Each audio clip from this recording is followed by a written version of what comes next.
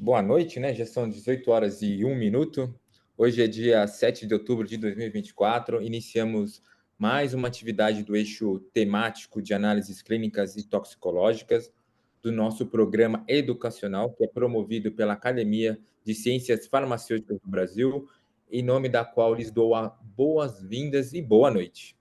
Em 2024, as atividades educacionais dos nossos eixos estão divididas em 6, que são elas: análises clínicas e toxicológicas, educação em ciências farmacêuticas, biodiversidade, plantas medicinais e inovação, insumos farmacêuticos, pesquisas farmacêuticas e toxicológicas e clínicas, tecnologia farmacêutica e cosmética.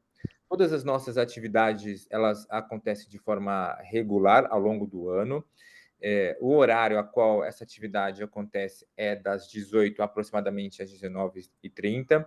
O calendário é divulgado no nosso site, que é cienciasfarmacêuticas.org.br, e nas nossas redes sociais, o Instagram, Facebook e também no LinkedIn.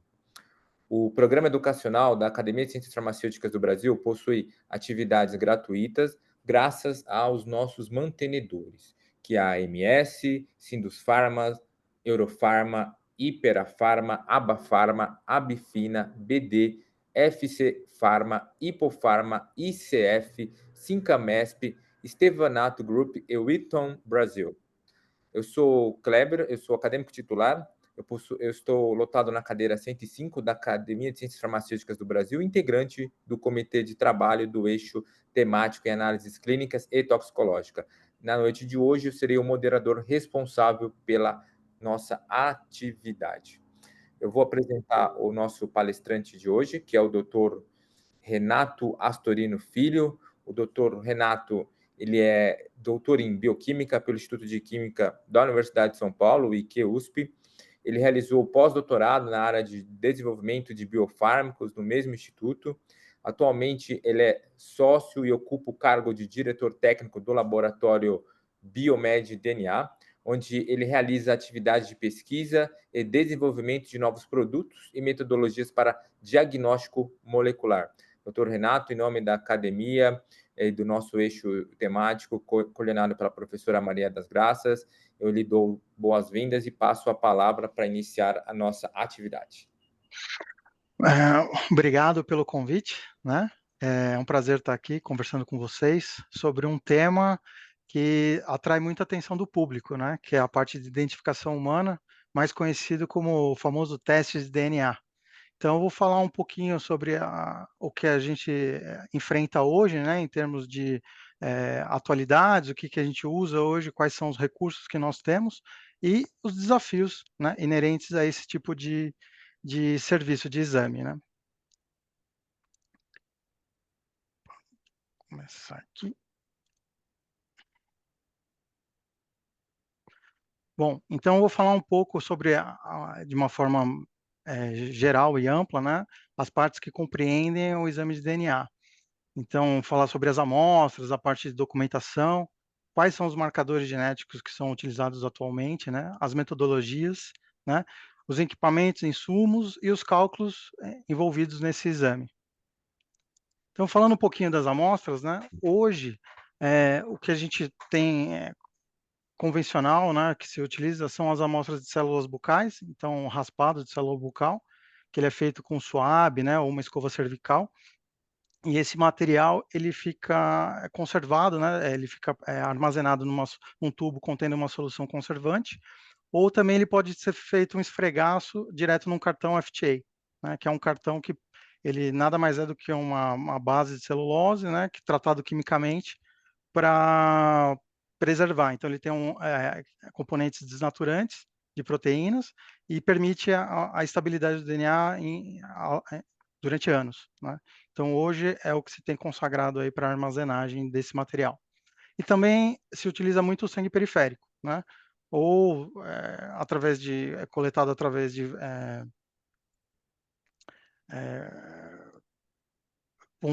punção digital, né? Então, também nesses cartões FTA, né? Ou também a gente utiliza a coleta do sangue periférico e armazenagem em tubo EDTA. Então, ambos os materiais são muito utilizados no mercado, né, atualmente. E aí a gente tem as amostras não convencionais, né? Então, por exemplo, o material cadavérico, né, ossos, dentre todos os ossos, teoricamente todos os ossos podem ser utilizados, né, para esse tipo de exame.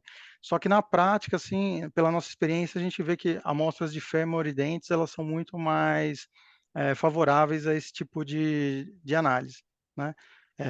Como são tecidos mais densos, eles conseguem preservar o DNA de uma forma muito mais estável, né, ao longo dos anos. Também são utilizados material de biópsia, isso é algo que a gente recebe corriqueiramente, né, no laboratório. A pessoa quer confirmar se aquele material que ela recebeu o diagnóstico realmente é de fato dela, né, para excluir uma possível troca de material, etc. Então, tem muita gente que procura esse tipo de análise, né, desse tipo de amostra. Aí, tanto de tecido parafinado, lâmina, né, ou aspirado celular. Cordão umbilical, também é aquele clamp, né, umbilical que é coletado após o nascimento. Esse material ele é bem estável e já tivemos resultados muito bons com eles, com esse tipo de material, assim, coisas de 20 anos armazenado, é possível fazer uma perfeita identificação do material, né? Bulbo capilar, unha, sêmen, líquido amniótico, vilo corial, fezes, urina, vômito. Então, assim, praticamente todos os fluidos biológicos são passíveis de fazer a determinação, né, do genótipo, do perfil genético da pessoa, né? E outras matrizes também, né? Matrizes não comuns. A gente acaba recebendo material como escova de dente, goma de mascar, cigarro, palito de dente, né, tecidos com manchas, né, desses fluidos, daqueles mesmos fluidos que eu comentei anteriormente, preservativos e outros. As mais diversas matrizes a gente acaba recebendo aqui para fazer esse tipo de avaliação, né. Então, aqui só para exemplificar alguns materiais que a gente utiliza na coleta, né, a escova cervical, ou suave, né, que pode ser de algodão ou de rayon, que é uma fibra sintética. Então, com esse material é possível fazer o raspado, né, na parte interna da boca, né, na mucosa, e esse material ele pode ser depositado tanto num tubo contendo a solução conservante, como no cartão FTA, né, mostrado aqui. E também o que se utiliza muito é o sangue, né, mais comum é a punção digital com as lancetas, então são aquelas agulhas, né, aqueles dispositivos que permitem a perfuração do dedo, e aí, a partir disso, você consegue fazer a coleta direta no cartão FTA. Aqui são outros tipos de coletores, né, que no caso são coletores importados, em que já tem o dispositivo suave acoplado a um tubo, né, que permite a coleta desse material, desse raspado, e você desrosqueia ele e já coloca dentro do tubo contendo a solução conservante, né.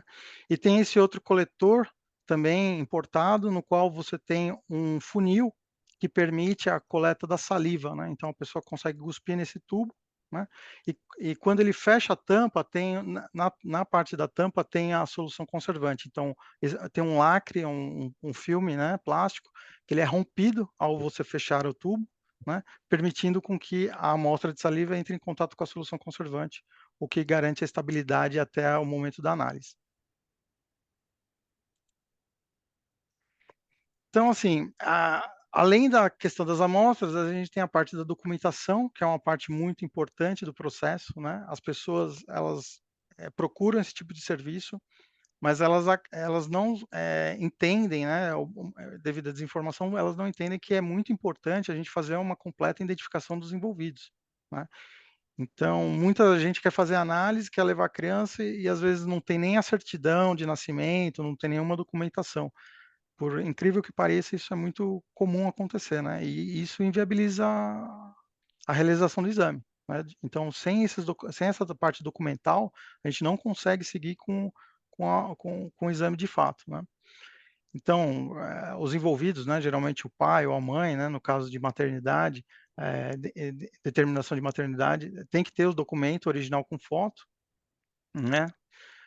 No caso da criança, né, que é geralmente o mais comum é a análise com crianças, é ter ou o RG, certidão de nascimento, né, ou o registro de nascido vivo, né.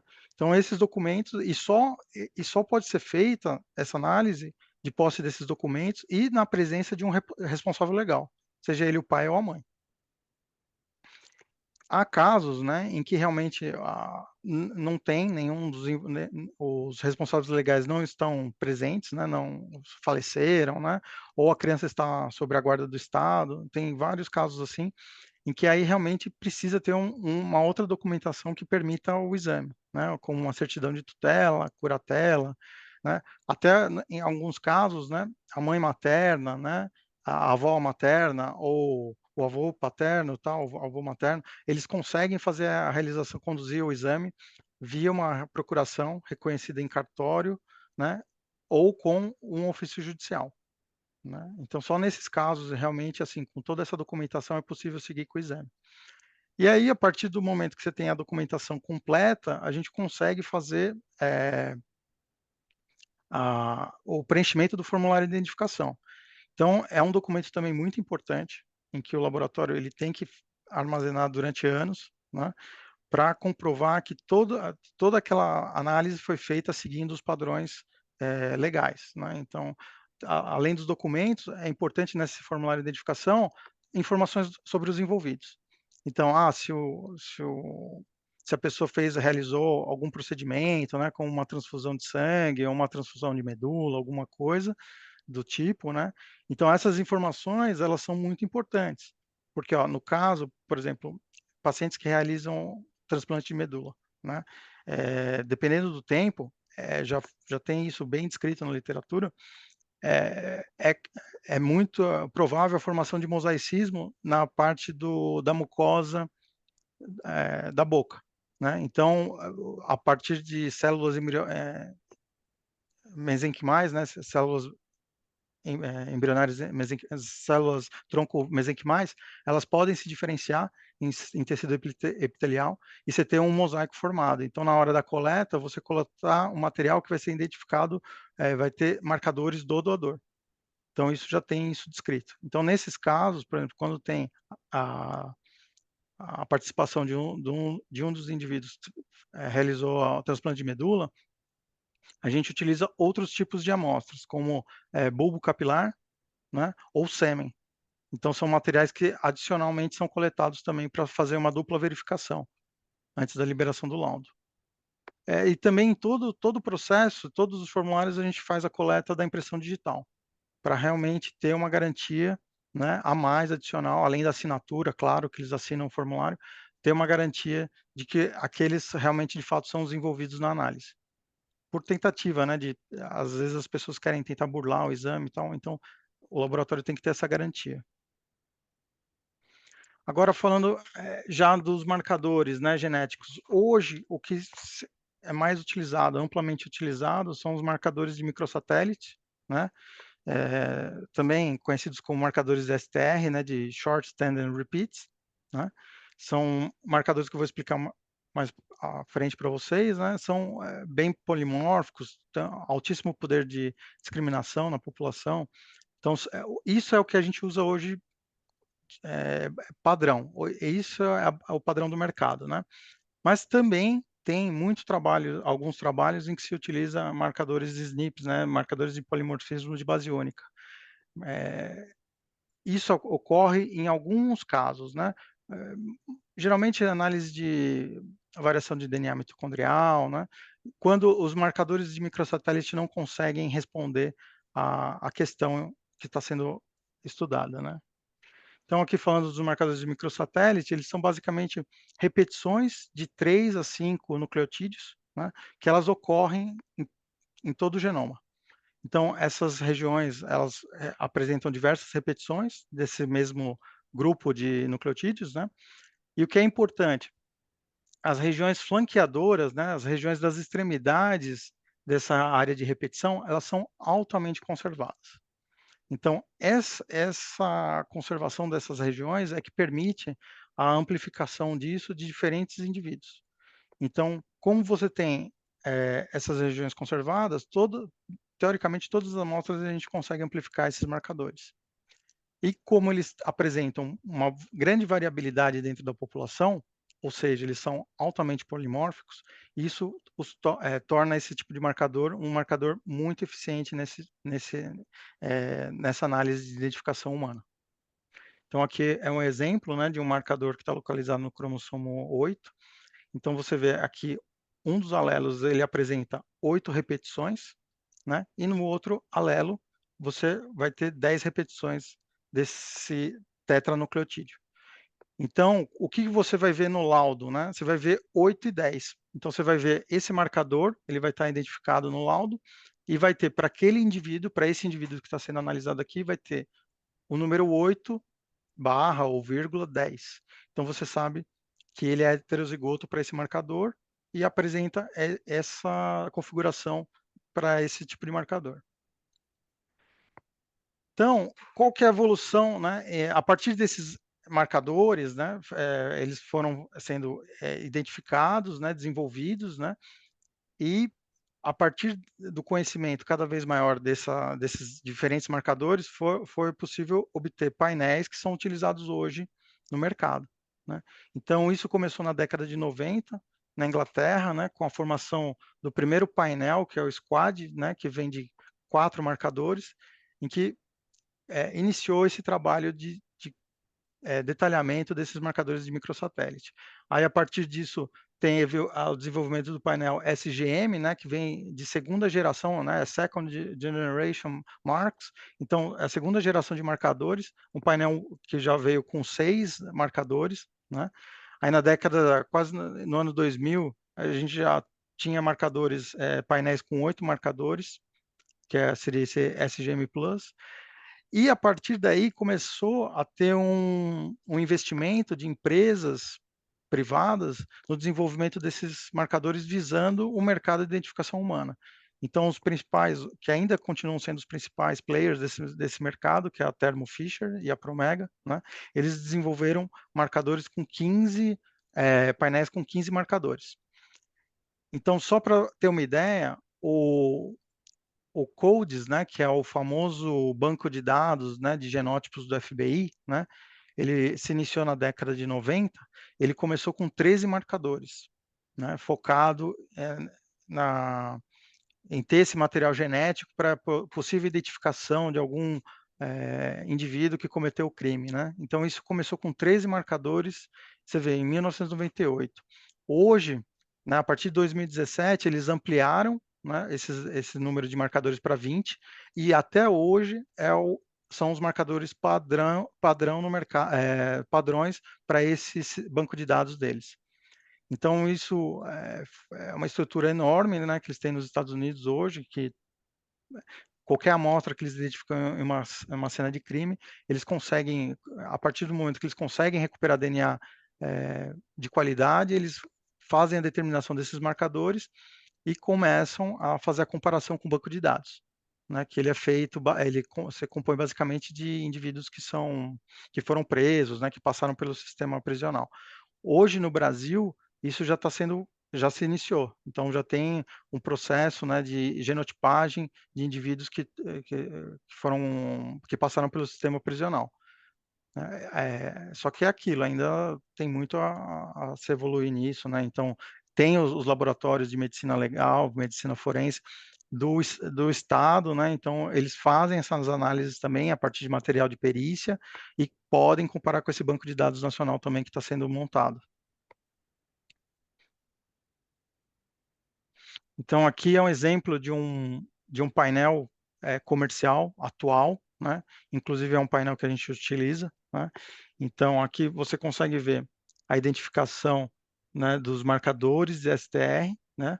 Tirando a melogenina, que a melogenina ela não é um marcador STR, né? Ela é um marcador sexual, mas basicamente avalia um indel, né? Então, tem uma deleção no Y, e aí você consegue, pela diferença de tamanho, identificar se a amostra é proveniente de um indivíduo masculino ou feminino, né? Mas ele acaba, mesmo não sendo marcador STR, ele é muito útil para esse fim, determinação de gênero, né?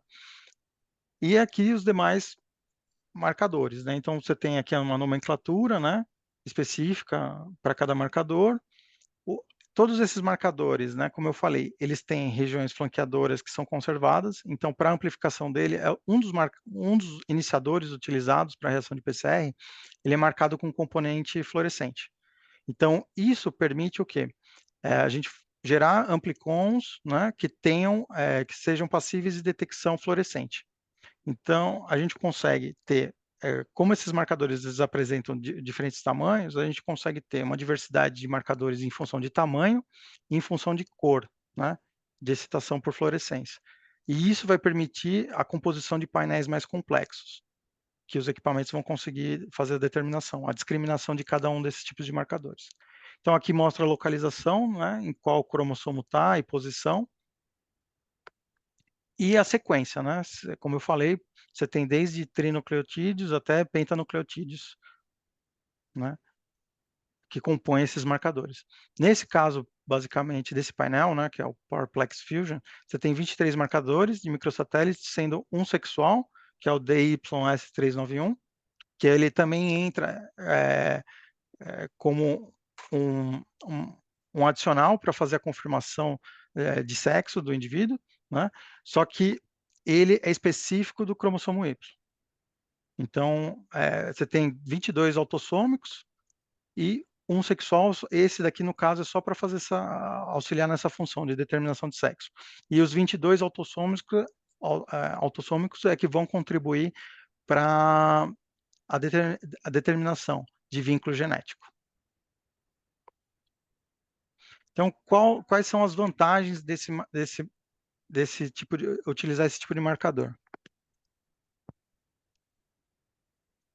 Então, como eu falei, eles apresentam tamanhos variados. Você tem marcadores próximos de 100 pares de base até 500, né?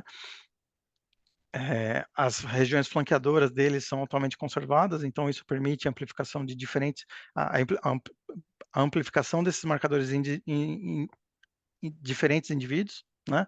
Mas a característica, a maior vantagem desse tipo de marcador é o alto poder de discriminação dele, uma vez que esse marcador é muito polimórfico na população. Além disso, você tem ausência de ligação genética entre os marcadores autossômicos, então isso é uma vantagem, né? Você tem pouca formação de artefato na PCR, então alguns marcadores, quando você faz o produto de PCR, produz muito artefato e isso acaba complicando a análise posterior, né? Nesse caso, embora tenha a formação de artefatos, existe, mas isso atrapalha muito pouco quando você tem uma rotina bem estabelecida, os equipamentos bem calibrados, isso é facilmente superado, né? E outra vantagem é que ele permite a amplificação simultânea de vários marcadores. Então, você pode fazer reações multiplex com vários iniciadores, cada uma específica, né? Cada set de dois iniciadores específicos para cada marcador. Isso permite você baratear o processo, você colocar mais marcadores numa mesma reação. E qual é a principal limitação, né? Embora tenha inúmeras vantagens, como eu falei anteriormente, o problema dos marcadores de STR, principalmente quando você tem amostras muito degradadas. Então, material de ossada que ficou exposto a alta umidade, a condições adversas de armazenagem, isso acaba resultando em um DNA muito fragmentado, né? Tecidos fixados também apresentam uma alta taxa de fragmentação, né? Uma vez que no processo de fixação com formalina, você tem a formação de ligações covalentes, né, das bases, e isso acaba aumentando a fragmentação do material, né? Material circulante, né? DNA livre circulante, que é um material hoje muito utilizado para determinação de paternidade gestacional. Então, esse também é um material altamente fragmentado. Então, como é um material fragmentado, você tem o DNA fragmentado, geralmente você tem uma faixa aí de 150 pares de bases, né, da maior concentração desse material. Muitos marcadores que têm um tamanho maior, como a gente viu anteriormente, até 500 pares de bases, eles não conseguem ser amplificados quando partem desse tipo de material. Então, a maior limitação da técnica de STR é essa. é você utilizar esses materiais fragmentados. Então, é aí que os SNPs têm vantagem. Além disso, tem também a questão da maior taxa de mutação, né? Ela é mais frequente nos marcadores STR, mas realmente o fator assim decisivo para limitar o uso dessa técnica, desses marcadores, é a questão de fragmentação.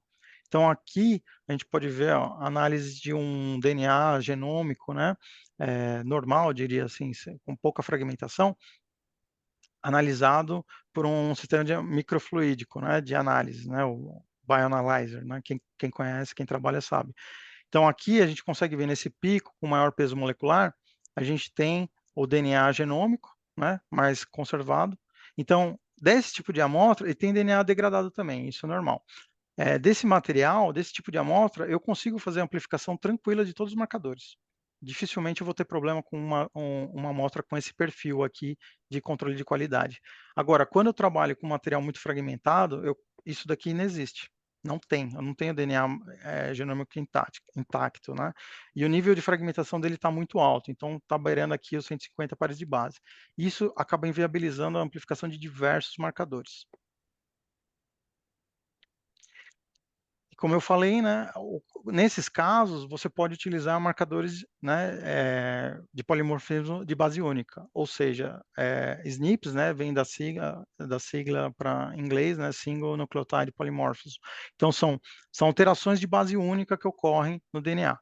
Né? E esses materiais a gente consegue fazer uma amplificação de fragmentos menores. Então, abaixo de 100 pares de base, você consegue amplificar e dentro desse material, desse amplicon de 100 pares de base, você consegue identificar esse tipo de mutação, esse tipo de polimorfismo, desculpa. Então, como eu falei, a gente consegue fazer essa amplificação a partir de fragmentos menores, né? Uma outra vantagem, não tem formação de artefatos nesse processo de amplificação, tem uma menor taxa de mutação, né? Num caso prático mesmo, isso é muito utilizado, por exemplo, na avaliação do DNA mitocondrial. Então, no DNA mitocondrial, você tem 3 regiões de alta variabilidade, né, que é conhecido como HV1, 2 e 3.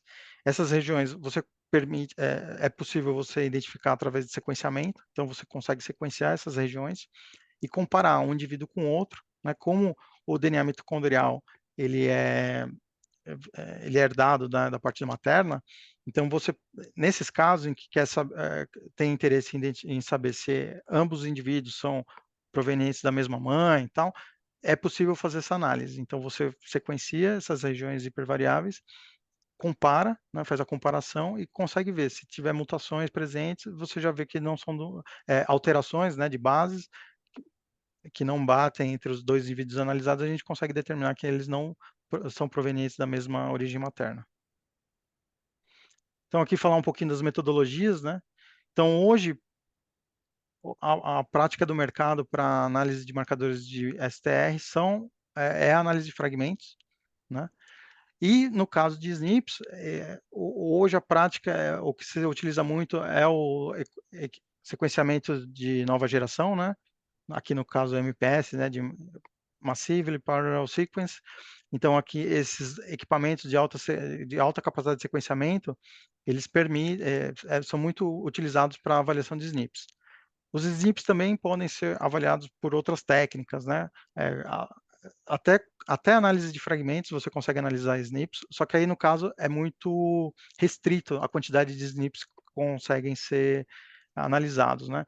Como os SNPs, você precisa de muito mais SNP, né, do que, vamos supor, para cada marcador de STR, você precisaria de 5, 4, 6 SNPs ou até mais para conseguir fazer uma boa determinação, né. Então, eles têm essa diferença, de poder de resolução. Então, no caso, essas plataformas de sequenciamento de nova geração, elas permitem você fazer uma cobertura vasta do de, do genoma, né, e identificar diversos marcadores e NIPs. No caso, essa plataforma de sequenciamento de nova geração também está sendo já utilizada para avaliação de marcadores STR. Então, a gente vai ver, falando um pouquinho da técnica, quais são as limitações hoje de analisar, de trabalhar com painéis de microsatélite nesses tipos de equipamento. E virtualmente, agora, trabalhando com esses sequenciadores, você não tem mais essa restrição. Só que tem uma grande questão de custo, né? Por isso que essa tecnologia ainda não está tão difundida, tão padronizada para avaliação de paternidade. Então, aqui, quando a gente fala de análise de fragmentos, basicamente, o que a gente está fazendo? A gente está utilizando um sequenciador de DNA, né? E o que é o sequenciador de DNA? Ele é um equipamento de eletroforese capilar. Então, existem dentro desse equipamento capilares de silícia, de sílica, né? Então, são capilares bem pequenos, em que você consegue colocar um polímero, uma solução polimérica, né? E, por uma diferença de potencial, você consegue fazer a migração do DNA, de diferentes marcadores de DNA e diferenciá-los por tamanho. Hoje, um equipamento desse ele tem a resolução de um par de base. Ele consegue fazer a distinção, a discriminação de um par de base entre dois amplicons diferentes. Então, eles têm altíssima capacidade de resolução. Outra vantagem, esses equipamentos eles estão acoplados com um sistema de detecção fluorescente. Então, na saída desse capilar, você tem uma câmera, né, uma célula de leitura, em que existe a emissão de um laser e a captura dessas imagens por uma câmera CCD.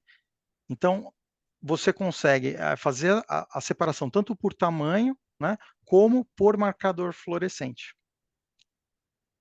Então, aqui é um exemplo de como funciona esse processo, né? O DNA ele foi extraído e aí, utilizando iniciadores específicos, eu consigo fazer a amplificação desses marcadores por PCR, uma reação de PCR, de polimerase em cadeia, né? Utilizando um termociclador, eu consigo fazer o aumento dessa quantidade, né? E específico para essas regiões. Uma vez que os primers, os iniciadores, como eu falei, são específicos para essa determinada região. E um desses marcadores, cada um desses marcadores tem um fluoróforo diferente. Então, aqui está representado um na cor laranja e outro verde. Esse material, após amplificado, ele consegue, né, num equipamento desse de sequenciamento, você consegue separar por eletroforese os produtos por tamanho, né, e consegue visualizar eles de forma diferente em diferentes canais.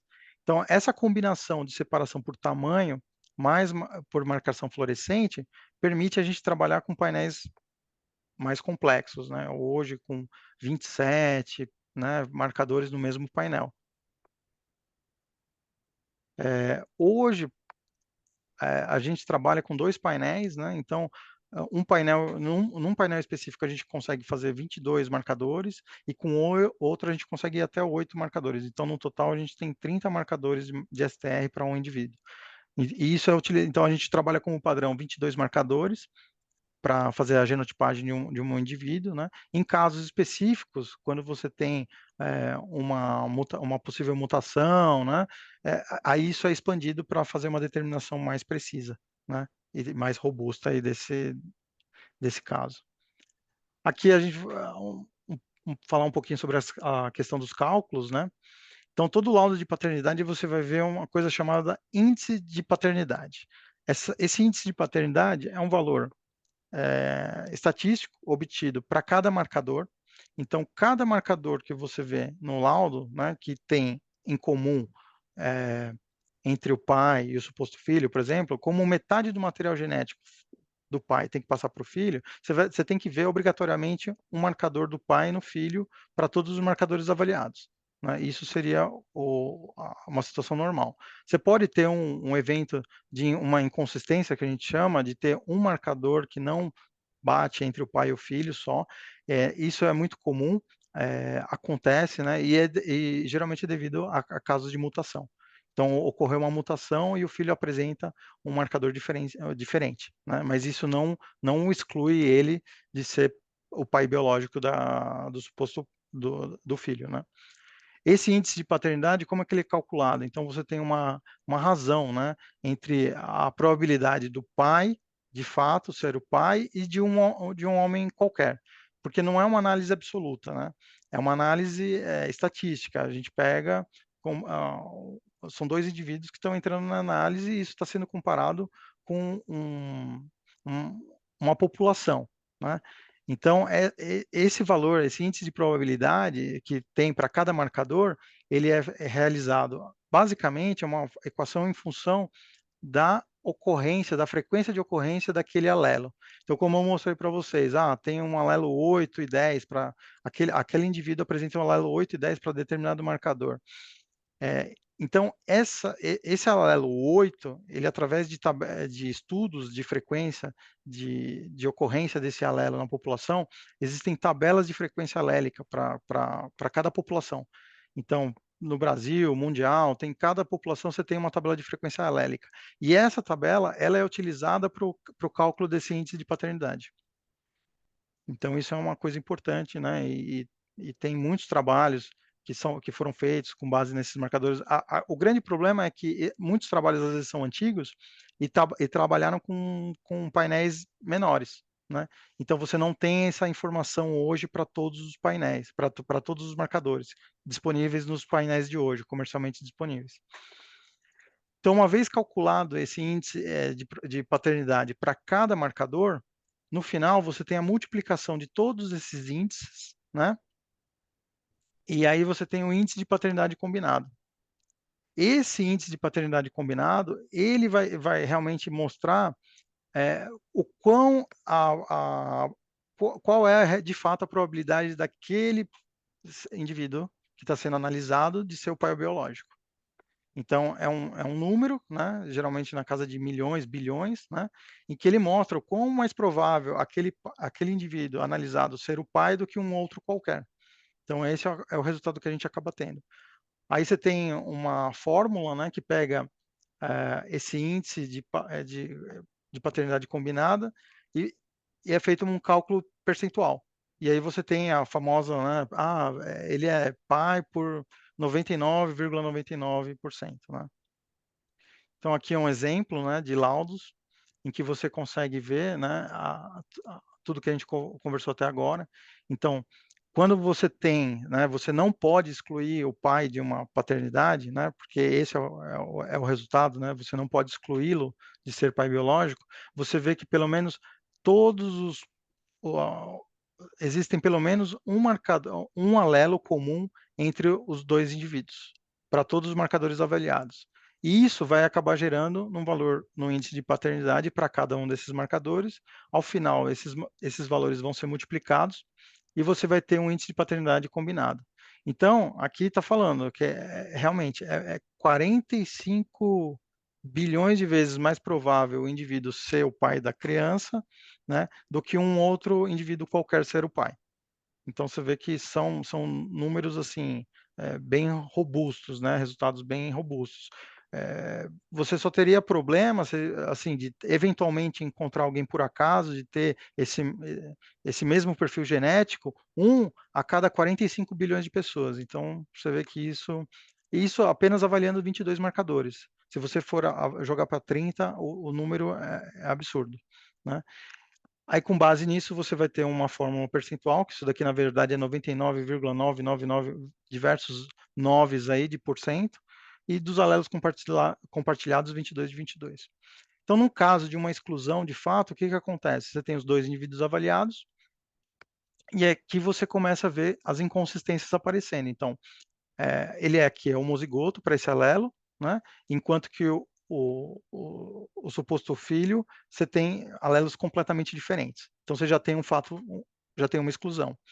Então, a partir do momento que você tem três ou mais exclusões, ele já está de fato excluído como pai biológico, né? É claro que quando você tem um evento de apenas uma exclusão, isso tem que ser avaliado com um número maior de marcadores. Então, entra outro painel, outra análise, para realmente, e nesses casos, realmente o que acaba acontecendo é ter mais exclusões, né?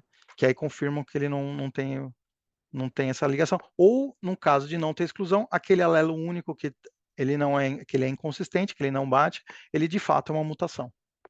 E aqui, óbvio, né, como você tem uma exclusão, você vai ter um índice de multiplicação por zero, vai ser zero o final, então você não tem nenhum índice de paternidade combinada. Falar um pouquinho agora das questões dos desafios, né, da parte de identificação humana, né, que a gente se depara aí atuando no mercado.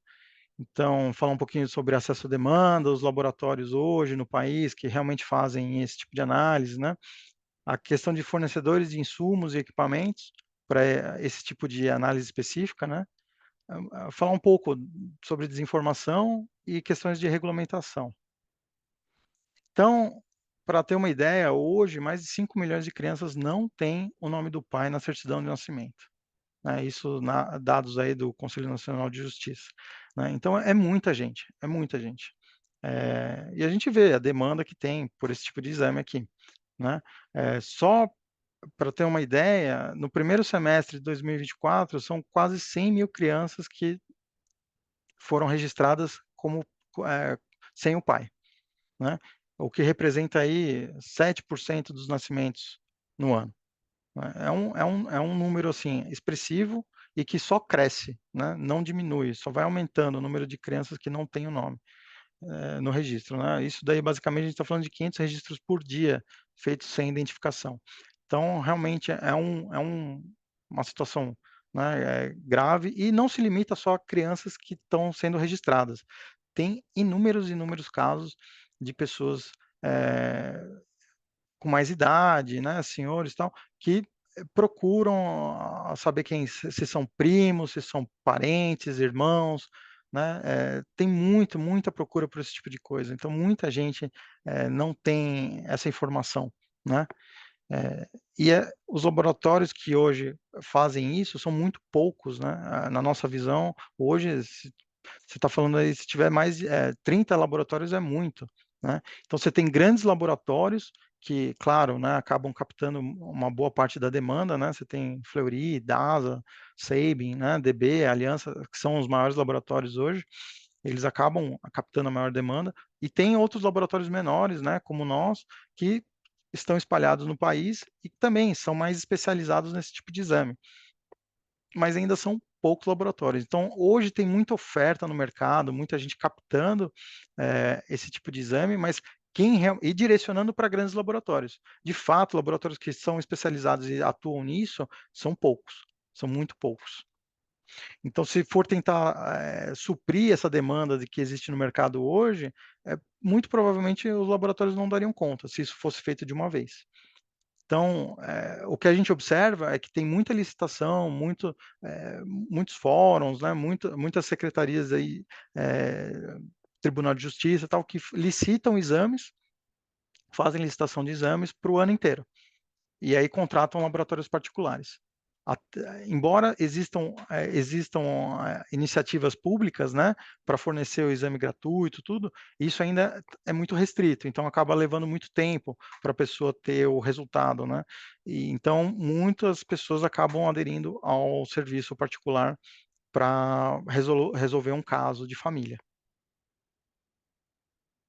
Outra questão também que a gente vê como um gargalo no processo, é que os insumos hoje para esse tipo de análise são exclusivamente importados. Você não tem um painel, brasileiro, né. Eh, não tem, isso comercialmente não tem. Então, tem alguns laboratórios que tiveram algumas iniciativas de desenvolvimento e tal, mas assim, isso não está consagrado, você não tem uma empresa que fabrica isso e vende no mercado. Então a gente fica exclusivamente, assim, dependente desses produtos importados, então isso vai impactar no custo, né, são insumos de custo elevado, uma vez que além do fato de serem comercializados em dólar, você tem toda a questão de importação desses insumos. Eh, um exemplo interessante, né, você vê, esse mercado, como eu mostrei para vocês lá na evolução dos painéis, né, de marcadores STR, isso começou com a Promega e a Thermo Fisher. Então, assim, são 2 empresas americanas que começaram, assim, montaram painéis mais robustos, né, e difundiram isso no mercado. Eles têm até disputas judiciais entre eles, né, para um falando que: "Ah, esse marcador foi eu que desenvolvi, outro tem uma briga judicial bilionária, né, que acaba fazendo o quê? Restringindo a comercialização disso para outros países. Então, o que acontece? Você tem, que nem a Qiagen, ela tem licença para fazer, para explorar esse tipo de produto na Europa, só que em outros países também, só que nem se compara o market share, né, deles em relação ao Promega Thermo Fisher. Isso daí, eles dominam quase que 100% do mercado. E vendo isso, teve uma iniciativa de uma empresa chinesa, que é a MicroRead, é uma empresa fomentada pelo governo chinês, em que eles conseguiram fazer a solução deles completa, entendeu? Em termos de insumo, né? Hoje eles têm painéis e kits comerciais totalmente independentes, né, deles, seguindo os mesmos marcadores que são adotados no mercado. Então, eles conseguem atender todo o mercado asiático, né? Não estão mais refém das empresas americanas e só tem crescendo, e só seguem crescendo em termos de portfólio, de produto. Então, eles começaram basicamente com kits para identificação humana e hoje já estão expandindo para outros tipos de produto. Né? Então, você vê, é uma iniciativa importante, né? Que a gente gostaria muito de ter aqui no Brasil. Isso, no caso do Covid, ficou muito claro, né? Ficou muito visível a nossa dependência, né, para o setor de diagnóstico, principalmente setor de diagnóstico molecular, como nós somos dependentes de insumos importados. Então, muitos laboratórios ficaram parados durante semanas e até meses, que não tinham acesso devido ao alto consumo, né? E, claro, as empresas americanas e estrangeiras acabaram não fazendo a exportação de todo o material. Eles priorizaram o mercado interno e depois foram suprir as demandas externas, né? Então, foi uma realidade aí que quem passou pelo Covid viu a dificuldade, né, em que uma vez na história que todo mundo fez um exame, procurou um exame, isso colapsou o sistema diagnóstico do país, né. Fora isso, uma vez que você tem o desenvolvimento interno disso, né, isso protege você contra casos de atraso na liberação, né, desse tipo de produto. Então, quem está familiarizado com esse tipo de insumo, que passa pelo crivo da Anvisa para ser importado, tudo, sabe bem disso, né, que tem às vezes problemas nessa questão. E como a gente trabalha com diagnóstico, né, focado no mercado privado, a gente não pode parar, né, não pode ter interrupção. Qualquer interrupção no nosso processo, tem acumulação de exames, né, e isso acaba acarretando, né, em desgaste com os clientes. E quando a gente fala de equipamento, é pior ainda, né. Então hoje, se você for ver o mercado de equipamentos para esse tipo de análise, está na mão de basicamente 2 empresas, né, que é a Thermo Fisher e a Promega. Então, hoje, os equipamentos, os sequenciadores que permitem fazer análise de fragmento, que são comumente utilizados para essa finalidade, são esses aqui que eu vou apresentar para vocês. São esses equipamentos aí que se tem no mercado. Tem equipamentos mais antigos, né, que ainda são utilizados, mas também são desses mesmos de um desses mesmos fabricantes. Então, na verdade, a Hitachi fabrica esse equipamento aqui, o ABI 13500, 3500XL, e eles acabaram desenvolvendo uma versão para o mercado para o mercado Ásia. Então tem hoje no mercado asiático, você vai ver muito desse sequenciador aqui sendo vendido, né, para abastecer o mercado, porque realmente nem isso ainda nem os chineses conseguiram fazer. Então você não tem um sistema de eletroforese capilar, né, acoplado a a essa parte de análise, detecção de fluorescência, com qualidade boa no mercado. Eu, pelo menos, desconheço isso de qualquer fabricante chinês. E eu acompanho muito, né, para ver as novidades do que eles estão fabricando. Em termos de extração de DNA, eles já têm soluções assim fantásticas. Já tem coisas que competem em pé de igualdade ou até superior com equipamentos americanos, europeus. Agora, nessa questão aqui de análise de fragmentos, realmente isso ainda está na mão das empresas americanas, né? Então, esse de fato é o equipamento mais consagrado no mercado, né, o EBI 13500, o 13500XL, a única diferença é a quantidade de capilares. Então, quanto mais capilares, então cada capilar você consegue rodar uma amostra.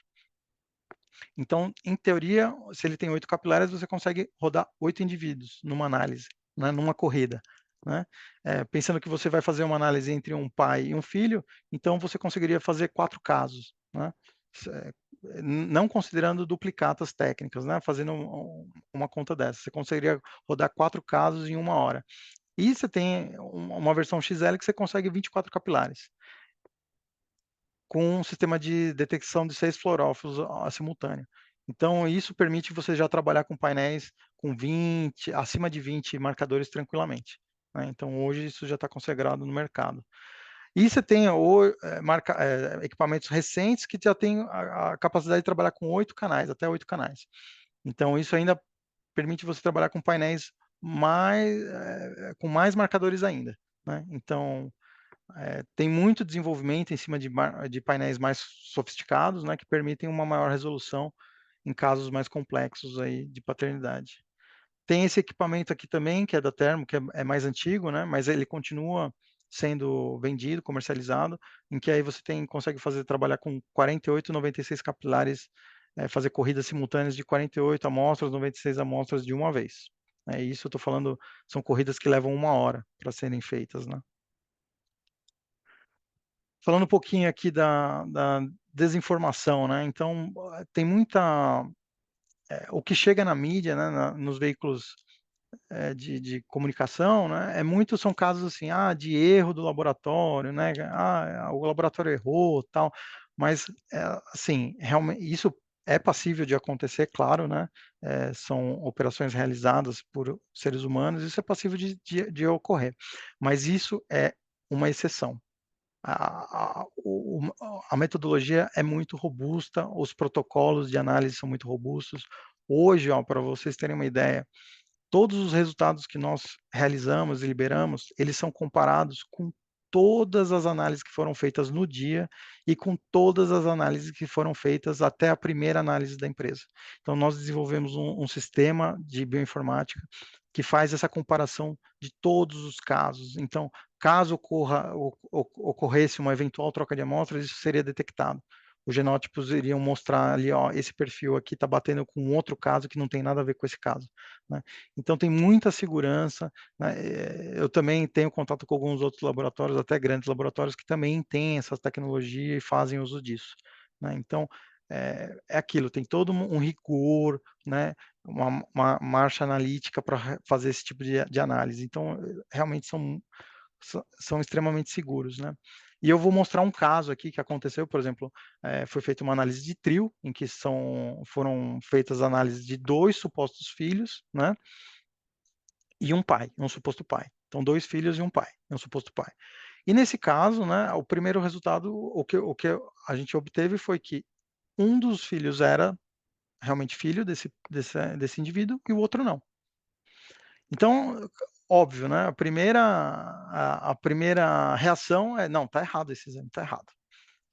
E a gente sabe da segurança do exame, então a gente tem todo um protocolo, uma metodologia, né, de entrar em contato com os envolvidos e fazer todo um detalhamento do caso, né. Então, a gente, teve a informação de que era uma ela foi ela esses 2 filhos foram obtidos a partir de uma, gravidez gemelar, né, dizigótica, então eram 2 indivíduos geneticamente diferentes, né. E, com base nisso, a gente teve a suspeita de ser um caso, né, em que realmente se trata de 2 eventos de fecundação diferente, né, e que é conhecido como superfecundação heteroparental. Então é o caso em que a mulher, né, produziu 2 óvulos, né, e eles foram fecundados por 2 indivíduos separadamente, né. Então claro que isso deve ter ocorrido, né, o coito deve ter ocorrido em um intervalo curto de tempo, né, só que no ato, né, é difícil você ter essa informação, né. É uma coisa que você tem que ir com muito tato, né, jeito, e conversando com a família, explicando que realmente o exame está correto, que isso foi rechecado, tal. E no fato se provou, né, que realmente a gente, depois de muita, conversa, né, foi identificado um outro suposto pai, ele foi analisado e foi confirmado, né. E isso é um evento extremamente raro. Hoje na literatura só existem 26 casos, né, que foram detectados, esse processo de superfecundação heteroparental. Então né, a gente tinha interesse até de publicar, mas os envolvidos não tinham esse interesse, então esses dados não foram publicados, mas isso mostra a robustez, né, do caso, né, quando você acha que, vai tá nossa, tá errado, tal. Assim, em N outros casos, né, em que, não, eu só tive relação com essa pessoa na minha vida, tal, e aí depois de, né, de um tempo, aí a gente descobre que tem outra pessoa, a gente faz análise e confirma, né, então isso é muito comum, né. Então tem muita essa informação, desinformação, sabe, novela, é notícia, tal, casos ocorrem, mas isso realmente são exceções, não é a regra. E a questão de regulamentação, né, hoje no Brasil, a gente ainda não tem uma regulação totalmente definida para isso, então, quando a gente fala de índice de probabilidade combinada, né, o que que é aceito, o que que não é aceito, né, por exemplo, como conclusivo, como determinante. É que no caso de paternidade, você já tem isso muito, os valores são tão altos que dificilmente você vai encontrar um caso, com índice de paternidade combinada baixo, né. Mas no caso de análise de parentesco, que é um outro tipo de análise que eu não comentei aqui, em que você avalia se eles são supostos irmãos, meio-irmãos, se é tio, sobrinho, tal, você tem muita probabilidade, você tem a probabilidade de ocorrer resultados inconclusivos, em que, 2 indivíduos ao acaso, eles podem compartilhar alguns alelos, e isso gerar um valor estatístico, né. Então tem uma margem de inconclusividade no exame. E isso não está definido, você não tem uma norma técnica aqui. Então, por exemplo, lá fora nos Estados Unidos, tem estados em que consideram 100, acima de 100 válidos, né, outros estados acima de 1.000. Na Alemanha, você tem acima de 1.000 só é válido, então você tem uma regulamentação um pouco mais madura nesse aspecto, né. O que também seria interessante nesse processo de regulamentação, a padronização dos marcadores utilizados. Isso seria algo muito vantajoso, até para a gente poder ter, comparação com bancos de dados e tudo isso daí. Uma curiosidade, né, não sei se vocês sabem, mas, por exemplo, hoje para você fazer um registro de um cavalo numa determinada, associação de criadores, você precisa da genotipagem do animal, e dos pais. Então, para você ter o registro desse animal junto à associação de criadores, isso para diversas associações de criadores, eu fui ver recentemente, nossa, a maioria acho que segue isso. E isso gera um volume de análise significativo, né. Então você vê, a gente já tem uma obrigatoriedade disso, né, e tem toda uma regulamentação muito mais avançada em termos de, credenciamento de laboratório, qualificação, eh como é que fala? Análise comparativa, né, não, tem ensaio de eles têm até que passar por uma análise, de material que vem de fora do Brasil para fazer a validação. Então, assim, são coisas que já está mais avançado do que a identificação humana. Então, a gente tem muito ainda para caminhar, né, nesse sentido.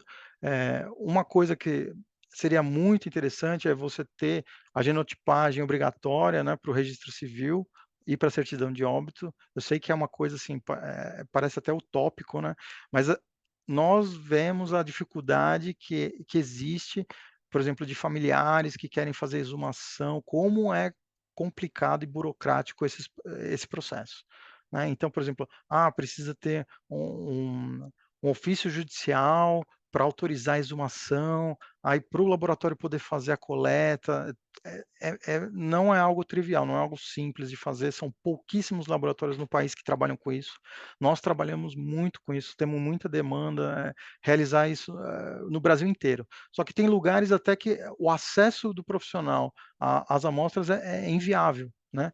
Então tem muitas demandas aí do norte do país, tal, só que são regiões, assim, que a pessoa vai demorar uma semana para chegar, para conseguir fazer uma coleta e voltar. Então isso acaba inviabilizando em termos de custo, né. Então tem muita demanda disso, muita demanda reprimida. E no caso de uma movimentação nesse sentido, por exemplo, é muito mais fácil você coletar a pessoa acabou de falecer, você coletar esse material, fazer uma punção digital e coletar e preservar o material genético dela num cartão FTA, isso vai durar décadas, né? E é muito mais simples do que depois ter que fazer uma exumação para fazer um reconhecimento de paternidade, por exemplo. Isso facilitaria muito o processo. Então, eu não vejo outra forma, senão uma regulamentação nesse sentido, né, de tornar pelo menos obrigatório, no caso de óbito, ter essa identificação. E, né, no futuro, se isso também partir para os nascimentos, seria fantástico, né? Hoje no Brasil a gente tem uma média de 2,5 milhões, 3 milhões de nascimentos por ano, né? Isso aumentaria muito esse tipo de mercado, com certeza abaixaria o valor desse exame, com certeza, e também iria impulsionar empresas nacionais e indústrias farmacêuticas que produzem correlatos a desenvolver produtos nesse sentido, né, para atender o mercado nacional. E claro, também você tem um desenvolvimento de uma base de dados, né, focado não só para pessoas que estão no sistema prisional, também ter uma base de dados focado, né, na identificação de indivíduos, né, que para reconhecimento de paternidade, pessoas que estão desaparecidas, foram identificadas. Então, quanto maior esse banco de dados, maior a facilidade de identificar essas pessoas e determinar esses vínculos genéticos entre elas. Então, falar um pouquinho hoje da empresa, né? A Biomed DNA está focada em exames genéticos, né? Nós iniciamos as nossas atividades na incubadora de empresas da USP, né? No CETEC. Então, começamos ali a jornada, né? Somos uma empresa com DNA USP, então passamos por esse crivo, né? Estamos focados basicamente em exames genéticos, com o objetivo de oferecer esses exames com o melhor valor acessível, né? Então, hoje, exames aí que no Fleury a pessoa vai gastar R$ 1.500, a gente oferece a R$ 400. Então, a nossa ideia realmente é tentar massificar cada vez mais esse tipo de exame, né? Não só de identificação humana, assim como outros exames genéticos, tentar massificar isso para a população em geral. Estamos aí já em alguns estados, né? Começamos só em São Paulo, mas agora já estamos esticando aí para outros estados e crescendo, né? Devagar e sempre, para tentar oferecer o melhor serviço, né? Para os nossos clientes aí no Brasil. Então, hoje já não estamos mais incubados na incubadora, né? Estamos em Pinheiros, né? Já bem localizados aqui em Pinheiros e disponíveis aí para quem precisar e tiver interesse, estamos abertos aí a contatos. Agradeço a todos.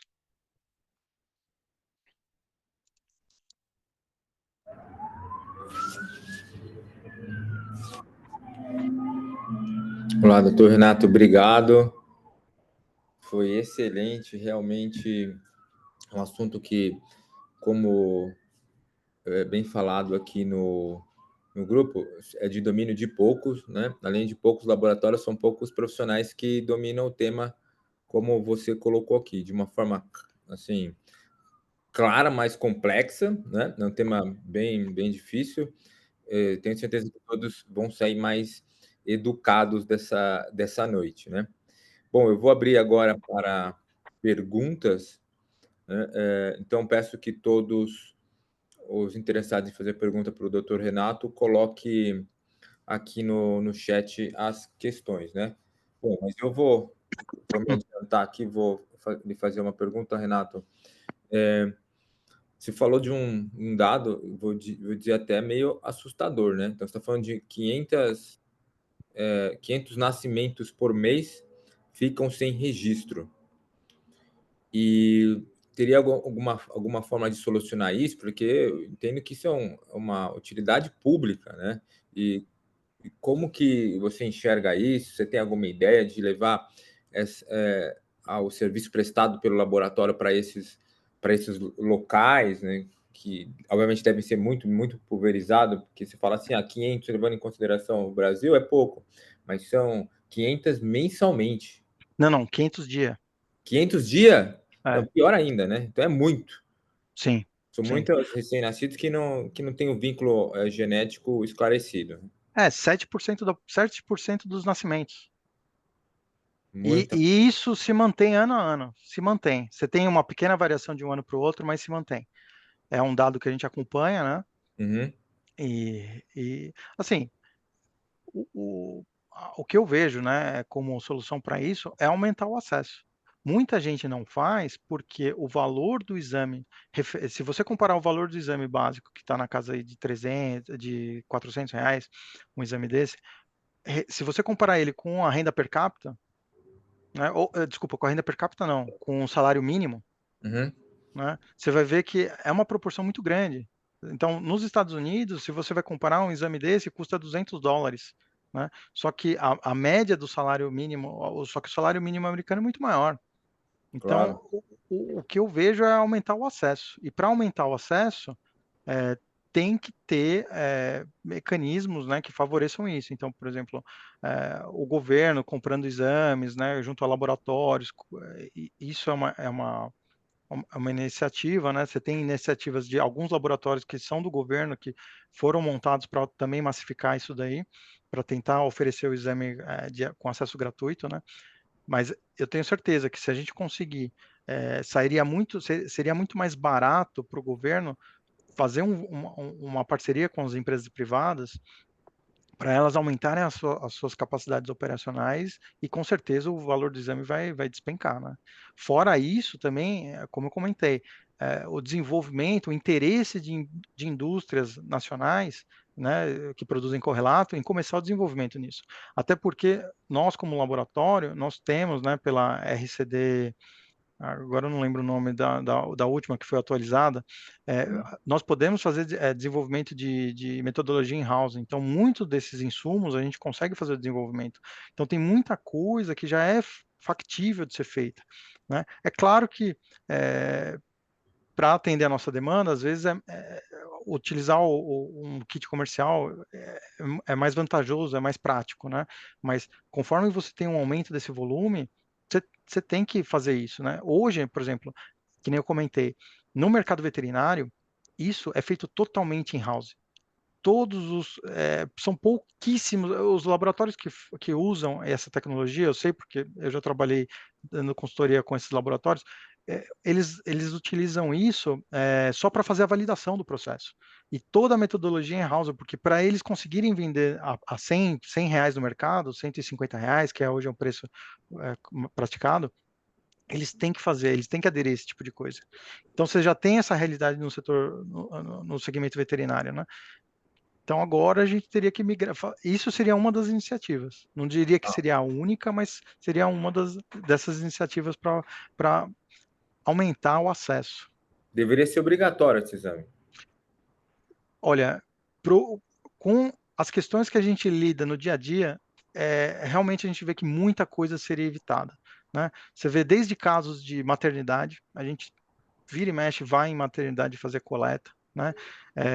Então, por exemplo, hoje você tem tantos produtos, né, dentro desse momento da mãe, né, do nascimento, que são comercializados. Esse é um produto que, poxa, ia trazer mais, além de informação, trazer segurança, né.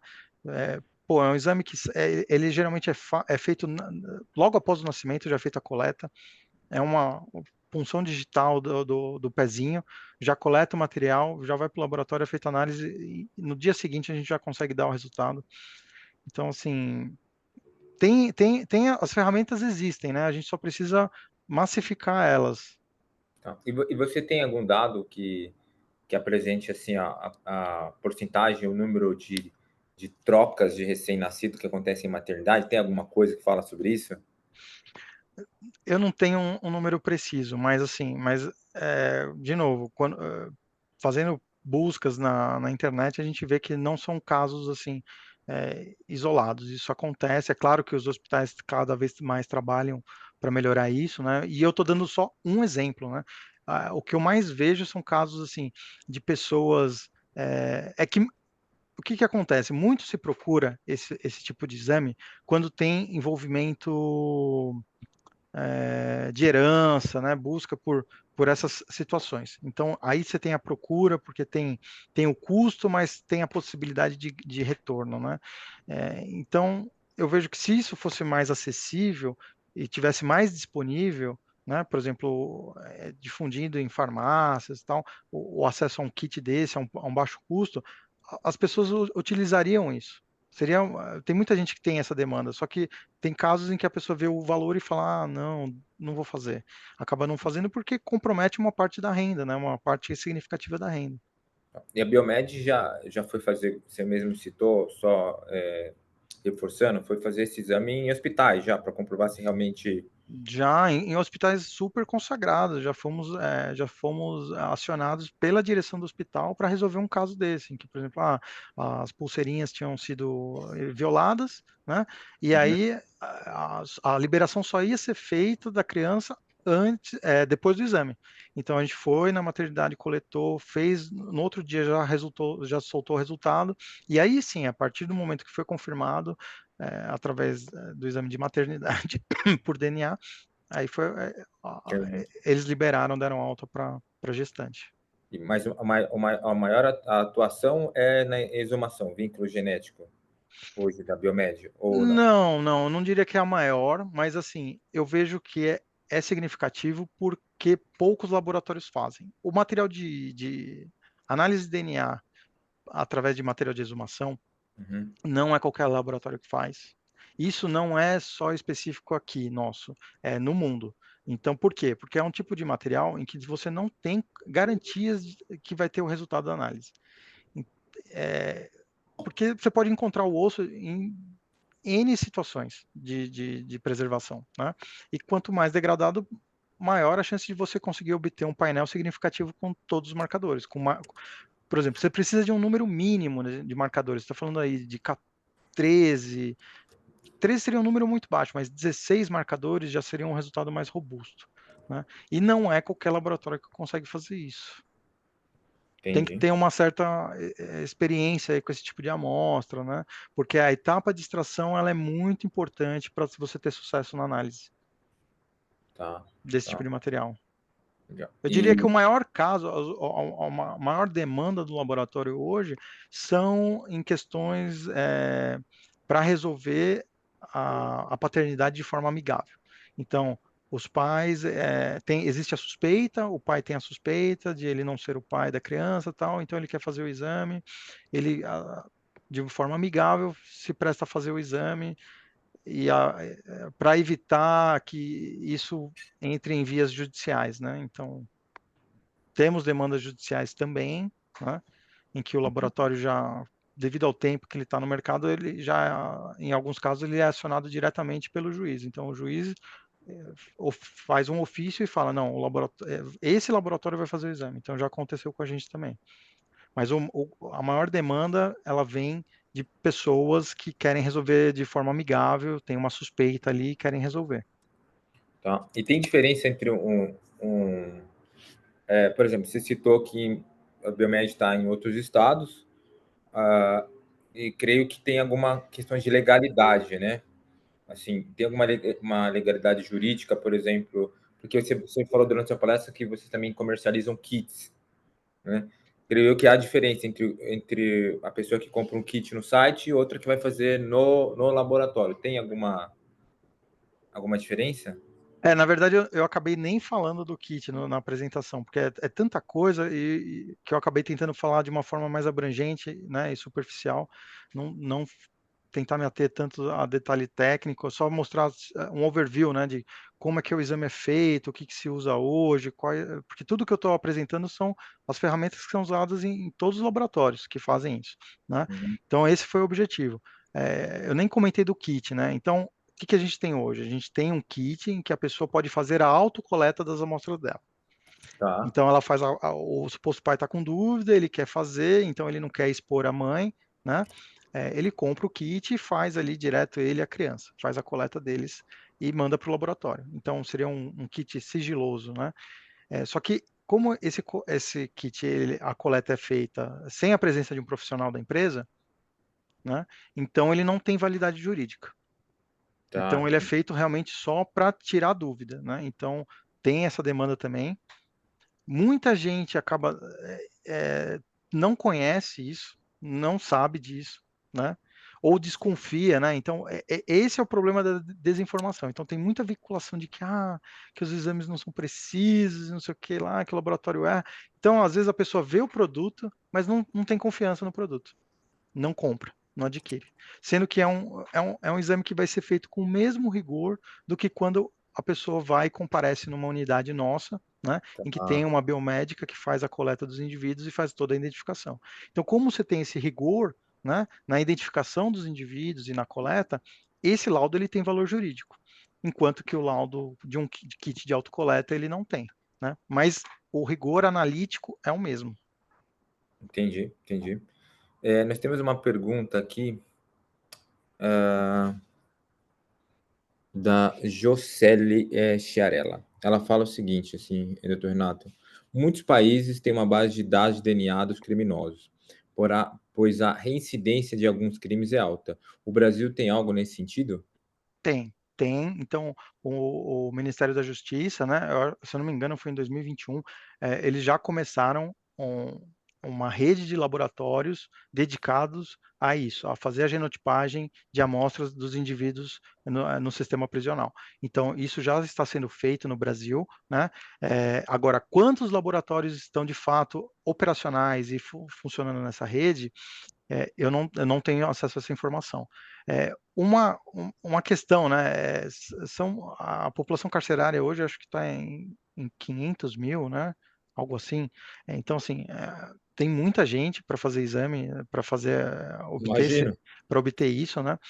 É, não é tanto tempo, se você comparar com o Codes americano do FBI, pô, eles estão fazendo isso desde, né, de 98, então a base de dados deles são monstruosos, né?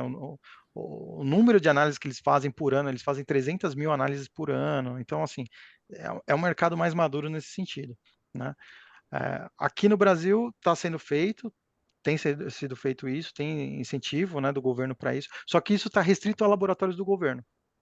Então, isso também eu entendo, né, que é uma forma de proteger o acesso e a segurança dos dados, né, mas acaba, às vezes, por isso acaba ocasionando lentidão nesse processo aí de execução. Perfeito. Mais uma pergunta, Patrícia Kitaka. Ela faz o seguinte questionamento. Questionamento não, é uma pergunta, né?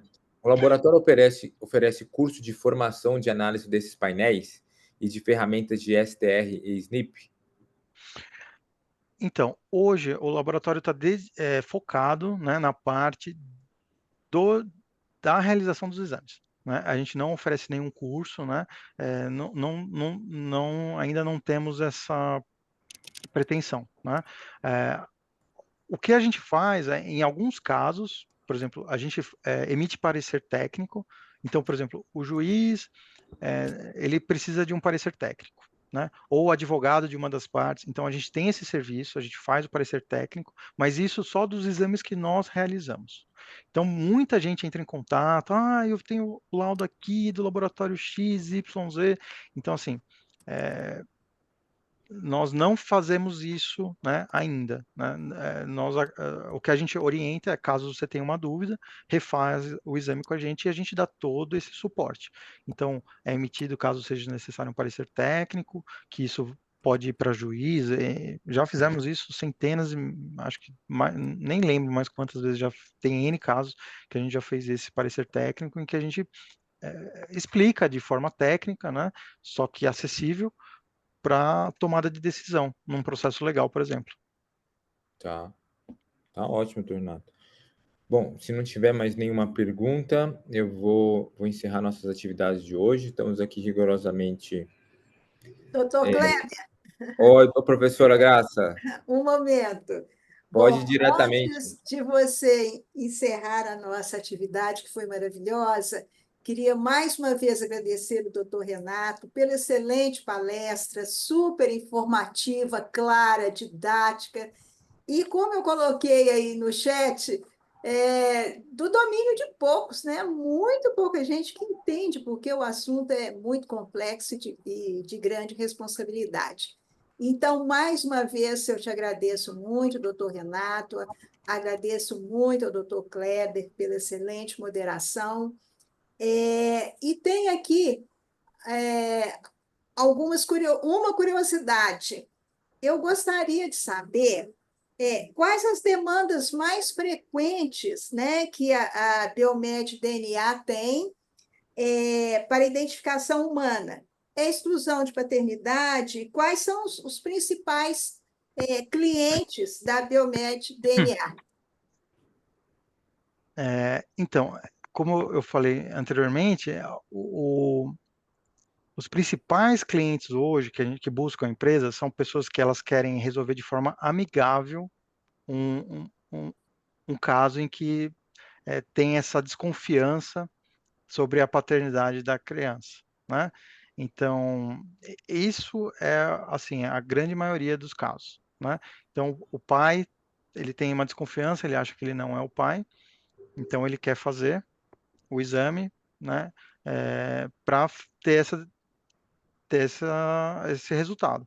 Então, ele busca o laboratório de forma amigável, né? Não é via processo judicial. A gente tem demandas via processo judicial, mas a maior parte dos casos são pessoas que buscam um exame, que querem ter tirar essa dúvida da cabeça, né? Então, eles entram em contato, fazem um agendamento, vão ou juntos ou em horários separados, fazem a coleta, né, do suposto pai e da criança, e é feita a análise. E aí eles recebem o resultado e tem tiram essa dúvida aí da vida deles. Então, esse é a grande maioria dos casos, né? Inclusive, tem muitos casos em que o pai, embora ele aceite fazer de forma amigável, ele não comparece. Então, ele evita, né? Ele marca e não vai, e isso tem recorrência, né? Geralmente. Não é tão frequente, mas existem alguns casos assim. Uma outra curiosidade, rapidinho, como é que é esse atendimento pela rede pública, né? Porque parece que tem uma demanda reprimida altíssima. Tem. Então, o IMESC aqui em São Paulo, o IMESC, ele faz esse serviço, né, gratuito pelo SUS. Então, tem isso, só que é aquilo, é uma agenda de uma vez por mês, uma data no mês em que eles abrem, aí tem fila e as pessoas fazem, né? Então, assim, eu já me deparei com casos em que as pessoas fizeram no IMESC, né, fizeram a coleta, só que já tinham se passado 2 anos, e aí eles falaram, não, vamos fazer no particular. Aí a gente fez, liberou o resultado, aí depois logo em seguida saiu do IMESC. Então, assim, tem uma demanda reprimida muito grande, né? E poucos laboratórios oferecem isso de forma gratuita, né? O que eu vejo é que muitos tribunais de justiça em diferentes estados, eles compram via licitação exames de laboratório, eles já compram exames de identificação humana, já compram pro ano inteiro. Então, eu vou comprar tantos exames entre pai e filho, entre pai, mãe e filho, entre material de exumação, eles já fazem uma compra e isso acaba fazendo com que eles vão atendendo a demanda de forma mais rápida, porque o laboratório privado ele está mais estruturado para fazer isso, né? Ok.